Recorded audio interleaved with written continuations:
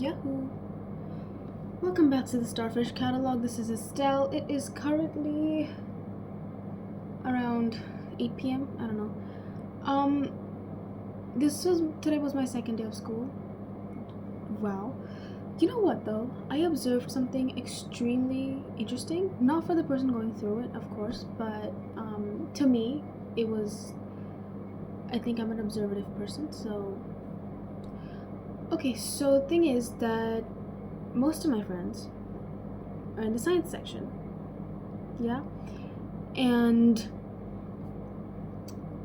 well, I see a lot of them having like this immense amount of stress that I have to do this, I have to do this, I have to do this. It honestly feels like I wish I could help them out, but I can't because it's not my fight to fight, right? But there's one of my very close friends actually. She was like rushing to make a poster during class because we needed to submit that by Friday. But like this week, but she had too much work and she decided to just like complete it very quickly and just submit it today, which I support that, whatever works for you. But that actually got a very interesting thought going in my mind, okay? Like the paradox of fast-paced lives, okay? Like people in general have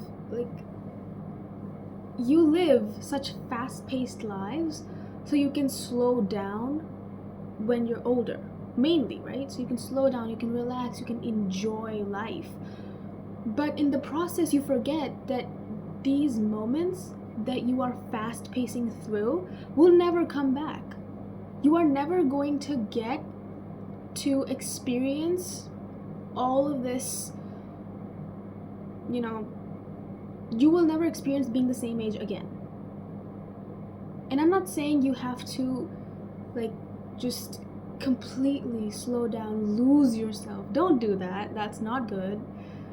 But knowing when to slow down, knowing when to give yourself time, specifically if you are in a very high stress field, is very important, right? So I feel like these days, or like in our modern society, doing everything quickly has been given a pedestal, like in general. Like if you can do something within by a certain age specifically, like, oh, this person has 6 degrees by 23, which I don't think that's possible. But or this person has 5 properties by their 30.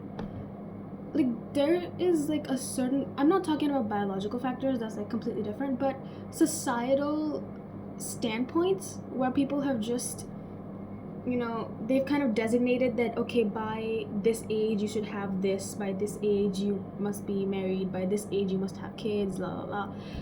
And it's very weird if you think about it, if you truly think about it, because our society, in my perception, has an obsession with doing everything quickly, just getting things over with and not getting obsessed with the process.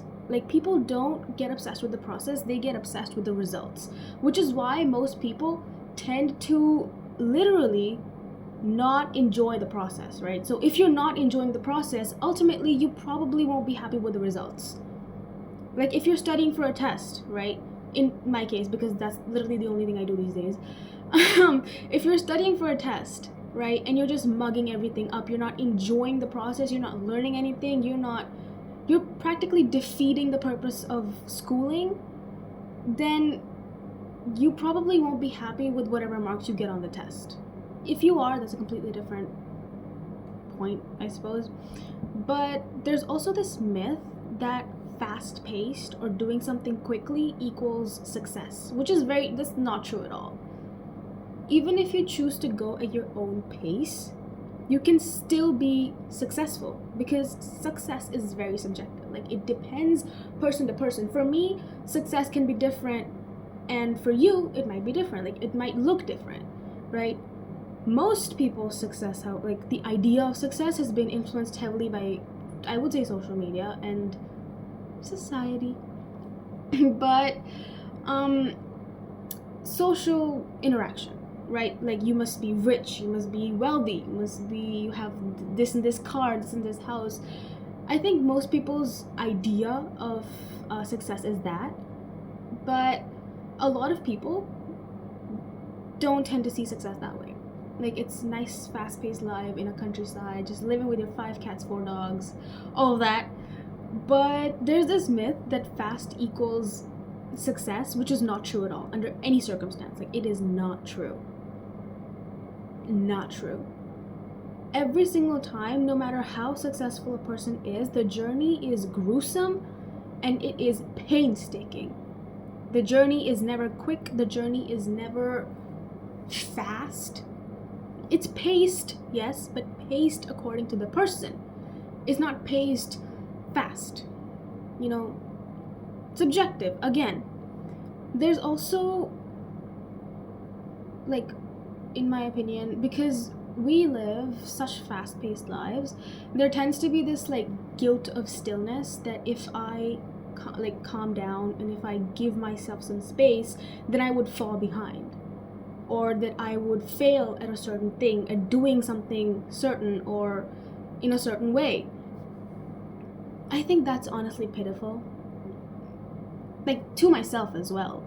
And the fact that such an idea exists, that slowing down and allowing yourself to adjust to a pace is, you know, is seen, like, it's like looked down upon in a sense, that so much so that the person feels guilt, or the person feels guilty for simply wanting to, you know, be able to, you know, what do you call it? Acclimatize themselves to this high-paced environment. You know, it's, why would you do that?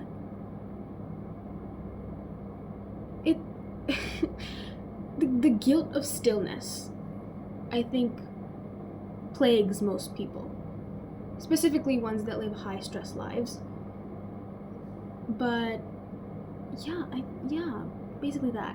And because there's that guilt of stillness, slowing down, and also stillness is not the same as stagnancy. That's very different. Okay, stillness is not the same as stagnancy. I will repeat it over and over again. Okay, but I feel like since stillness just gets so demonized after a point, that slowing down feels like you're doing something wrong, or slowing down feels like, you know, that you're falling behind in a race that, where's this race going? Do you know where the race is going? Why are you running in a race that you don't understand? Why are you running in a race where you know that you are not the top horse? I mean, okay, you don't have to be top horse, but, like, at least, like, the top 5 competitors or something. It's a metaphor, by the way, but I personally, I do not get it. Personally. But, and specifically, like, running in this, you know, in this, what do you call it, rat race at this point, right? Like, you must be a doctor, you must be an engineer, you must be something big. You must be something, like, written on a billboard, right? And thing is, 90% of life is not on a billboard. Like, 85% of life is just going to be you just living. As in, normal, slightly boring days where you're just trying to get through it. And then that little percentage that is left, that is where the big things happen, right? And there's this insane obsession that something big must be going on in your life all the time. That's not true. You don't need something big to be going on in your life all the time. It can be big for you, that's subjective again. But something huge, that's, honestly, it's not compulsory. You don't have to have that going on. If you do, that's great for you. I'm really happy, but it's not compulsory, you know. You can just calm down. You can, well, not calm, you can just slow down. You can just enjoy the little things. Because thing is, It is always the littlest things that we miss and that we regret not noticing later on. So slow down, notice a couple things. Smell the roses along the way, it won't hurt, okay? And I think everything that we're shown, I'm gonna focus a little bit on social media here, because everything that we're shown, specifically in this rat race, it begs us to compare.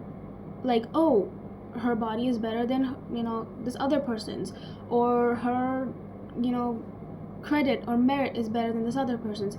It begs us to compare. Like, it literally forces your brain to compare that, okay, this person is better than this person, or I'm better than this person, or I'm worse at something than this person.